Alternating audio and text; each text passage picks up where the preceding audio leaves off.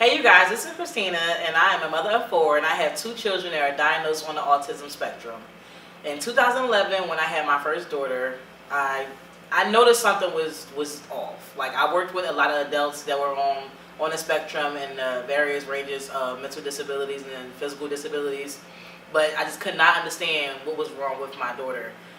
In 2012, we first started seeing Dr. Yang at the Children's Hospital of Philadelphia, where she mentioned autism. And I said, yes, I work with adults with autism. I've never seen autism, and I always call it from the beginning stages, where there was no communication, nonverbal. I've never seen how parents who had children that were diagnosed with this, how they had to see it from baby on up.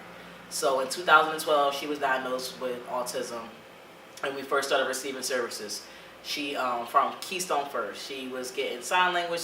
She was doing sign language, ASL. She was doing speech therapy. She was doing physical, occupational. But honestly, the hardest part of all of that was I was still in school.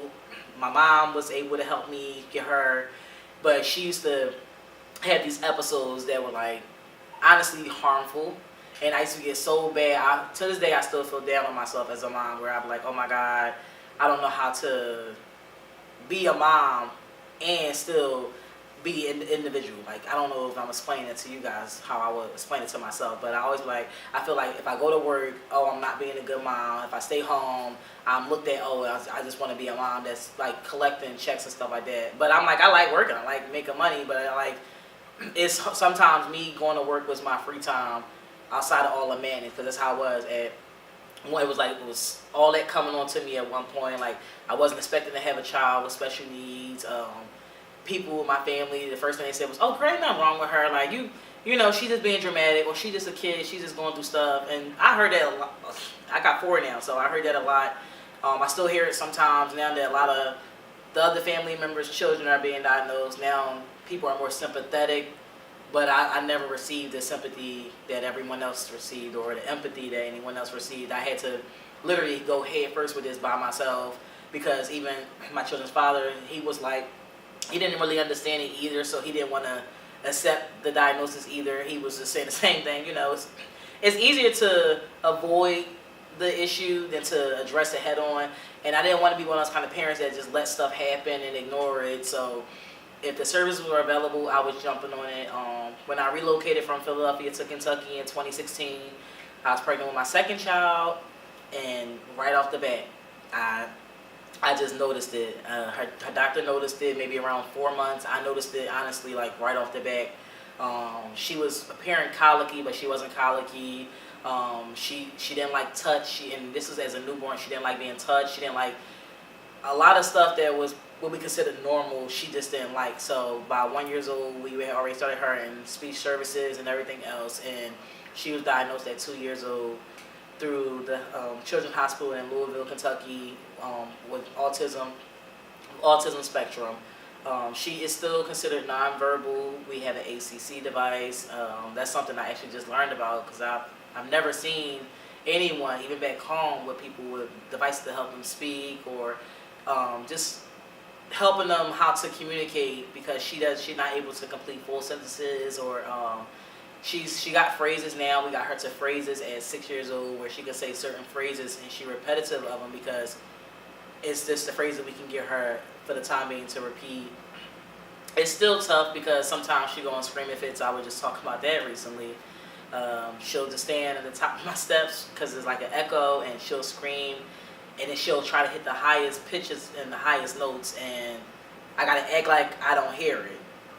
So mentally, sometimes it's too much to be a mom dealing with children on the spectrum, like I said, because now that other people, family members in the family, have children on the spectrum, they feel like mine's is just being more dramatic because theirs is not, at that level. And it's like, no, it's different stages. Now I have a 1 year old who they're seeing the same signs, his fall on the more aggressive side. So having 3 different children out of my 4 that fall on different stages of the autism spectrum. One now is high functioning. She still doesn't understand the difference between social cues, social spaces. She doesn't deal well with emotions. She don't know how to, like, if somebody's crying, she don't understand why they're crying. She's just like, well, why are they crying? So that's hard because everyone just like, oh, she just sarcastic, and it's like, I'm not trying to make excuses for my kids. Like, she doesn't understand. I'm like, I have children that just, they don't understand. And when you don't have a child who people consider, normal in society, they don't understand like what you have to go through. They try to figure out, well, oh, you better than me. I want to cook my kids all them different meals. Every night I'm cooking at least 6 different meats alone, because I know this child's only going to eat this. I know this child only going to eat this. And I was a picky eater growing up, so I'm like, maybe my kid's autistic because of me or something. And I'm telling you, it's a lot of times I sit and I talk to myself, because I'm like, I have 4 children, but 3 of my children have the same father, and my oldest daughter don't. So I was like, I said maybe it came from me, because I'm like, the same stuff that, people were saying my kids are being dramatic for, was the same stuff they said to me growing up, or if my kids want to isolate themselves to their rooms, stuff that I've always done, So I never seen it as an issue. Like, when we go out in public, I try not to take all my kids, especially all my kids at one time, unless I have like a wagon or something. It's hard to be that parent in public when you're going to have the screaming child. You're going to have the child that's constantly saying, mom, mom, mom, mom, mom. And people are like, oh my God, you don't want to get your kids? It's like, I got my kids. I'm here, they're saying mom, they're doing this because they just want to do it. It's not because they're missing something or they're lacking something. This is just how they function.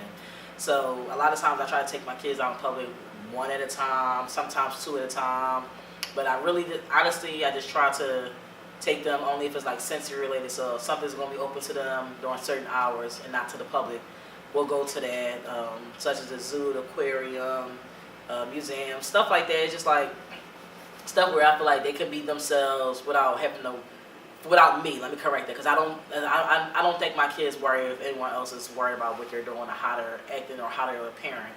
Me, I do, because I don't want people to look at my kids. Instead of assuming they have a disability, you just got ignorant and nasty people in society like, oh my God, why they just can't get their kids? Their kids is running around and doing what they want. It's like, my kids are being kids. My kids are being the kids that they are born to be. I can't stop them like that, because sometimes they're trying to be like, shh, or just slow down some.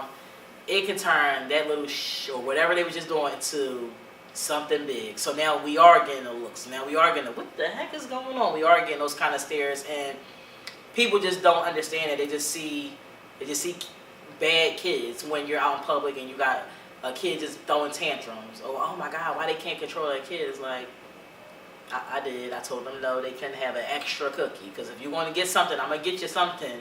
But if you want the extra, I'm not going to give you the extra. Now that can turn into a 5-hour standoff in the store or in the middle of a parking lot, or with them not understanding danger. Like, oh my God, no, give me your hand. So now they're having an episode because I tried to stop them from running into danger, because they don't understand the difference between when like cars are driving in the parking lot and stuff like that. So I have my 6-year-old in the shopping cart. I have my 5-year-old in the shopping cart. I have my 1-year-old in the shopping cart. I got my 12-year-old like, hey, push this shopping cart with the stuff in it, so that way I got the 3 kids in this cart. So it's not easy to parent, especially these children. You have to really have a thick skin. And even when I want to talk about it sometimes, I don't have anybody. Like I said, my mom, before she passed away, my mom understood it completely. She was there from the beginning. And to not have that safe space, to not have that person I can go to and help relieve me. And we worked in shifts. Like, their dad worked overnight, I worked during the daytime, my mom worked during the daytime. So when me and my mom get off in the evenings, we got the kids during the daytime. When they're not in school, they was with their dad in the house. So it was always, we had a system going.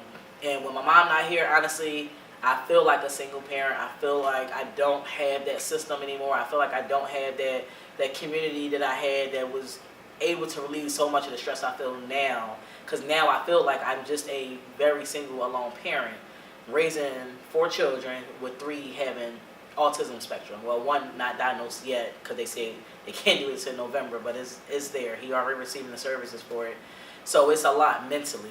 And then I'm always got a smile on my face. I'm always staying busy, because when I'm not busy outside of my home, I am very busy in my home.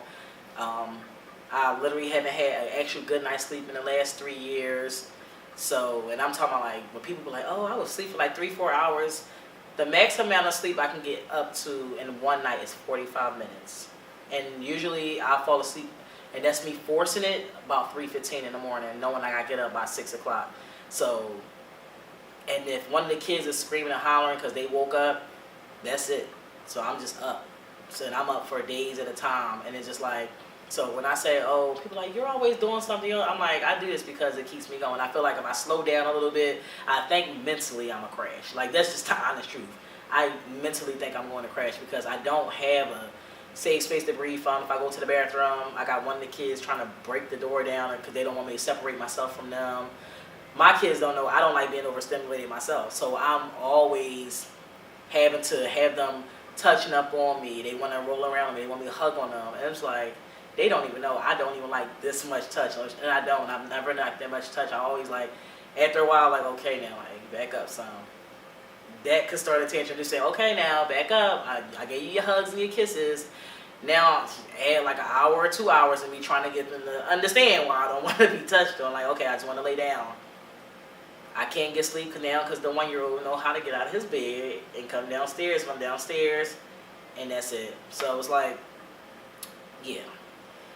The things I had to learn was mentally how to be strong for myself alone, because nobody else is going to be strong for you. So, that's it.